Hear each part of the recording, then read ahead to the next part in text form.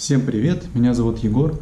В прошлых видео я обещал, что покажу процесс изготовления кофров своими руками. Но, к сожалению, процесс показать не получится, потому что я их уже сделал.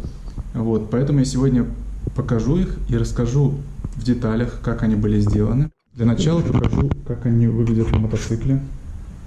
Эти кофры я сделал в стиле туристического эндуро из подручных материалов.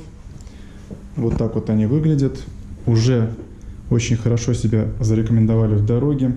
Как видите, они оснащены задними габаритными огнями, которые питаются от батарейки Крона. Я так сделал специально для того, чтобы не подводить лишние провода к этим ящикам, чтобы можно было снять и автономно нести его. За основу данного кофра я взял ящик для инструментов вот такой вот марки.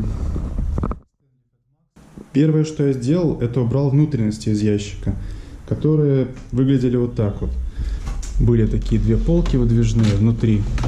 И вот я их просто вытащил и использую теперь как ящики стола. Вот. На верстаке. То есть получается, что ничего не пропало зря.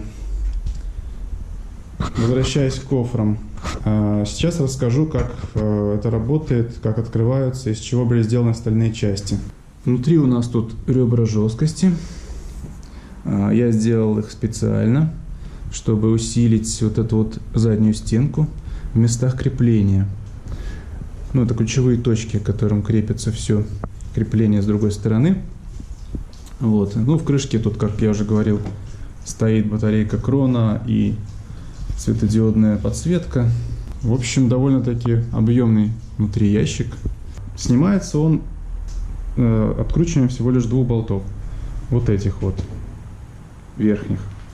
Захватываем гайку здесь, точнее говоря, головку болта, а здесь вот гайку ставим на откручивание, откручиваем, но не до конца, а до крайней точки. После откручивания этих болтов у нас освободились задние скобы, они стали свободнее болтаться. Скобы, которые держат ящик от проваливания.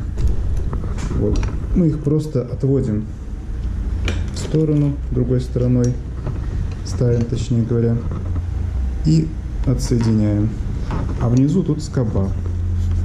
То есть нижняя часть кофра висит на скобе продольной. И мы снимаем ящик полностью. Так вот, просто движением вверх. Вот он. Сейчас разберемся с ним подробнее. Здесь вот фиксированные болты, а здесь наши болты крепления. В общем, они с другой стороны выходят вот к такой конструкции. В общем, она состоит из опорной площадки, специально для прочности, чтобы опираться надежно на раму. Вот это вот на раму кофра.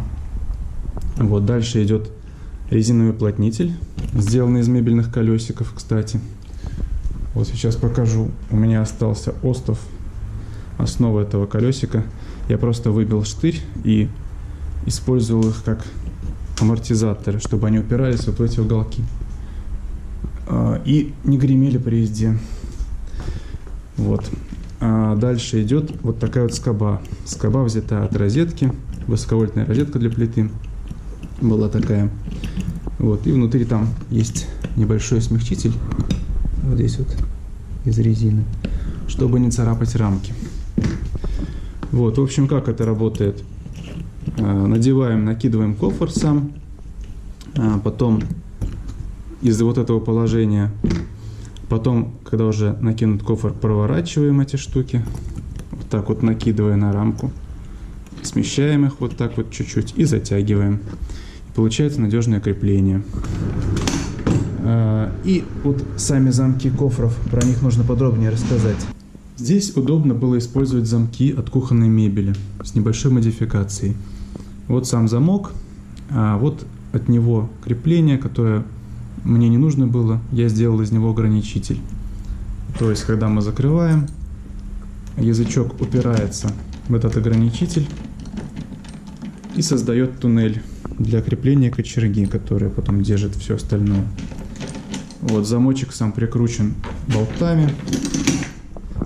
Вот. Надежно, 4 болтами.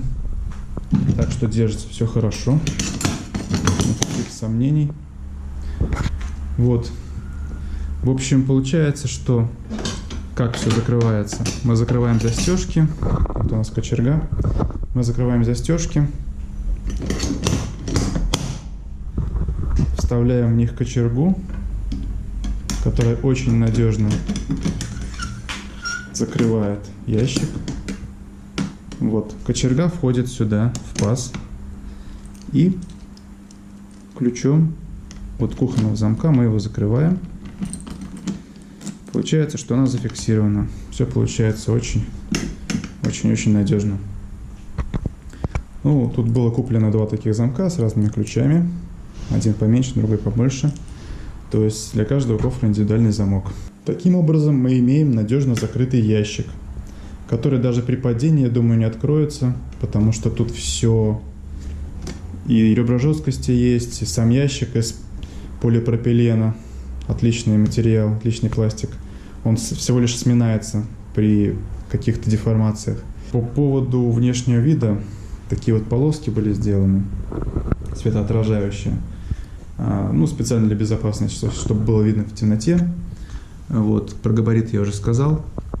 Тут есть даже такая ручка удобная, если что, снял ящик, несешь его за ручку. В дороге ящики показали себя тоже неплохо. Довольно удобная вещь оказалась, несмотря на горизонтальную загрузку. То есть загрузка происходит сбоку, а не сверху, как во многих эндуро-кофрах. Вот, есть адепты чистой вертикальной загрузки. Они считают, что так ничего не вываливается и типа так удобнее. Но на самом деле, на практике, гораздо удобнее, когда ты можешь открыть и сразу достать те вещи, которые у тебя снизу находятся. В вертикальной загрузке тебе же придется вытаскивать все, что сверху сначала. В общем, тут уже дело, наверное, кто как привык складывать свои вещи. Тут не хочу ни с кем спорить. Вот, меня устраивает такой вариант. Ну и напоследок прилагаю несколько фотографий из путешествий, демонстрирующих, как кофры показали себя в дороге. Всем желаю творческой удачи, творческих успехов. Если будете браться за эту работу, я имею в виду изготовление кофров, то выбирайте ящики для инструментов из толстого полипропилена. Следите за тем, чтобы они подходили по габаритам к рамкам кофров, а также вписывались в общий облик мотоцикла.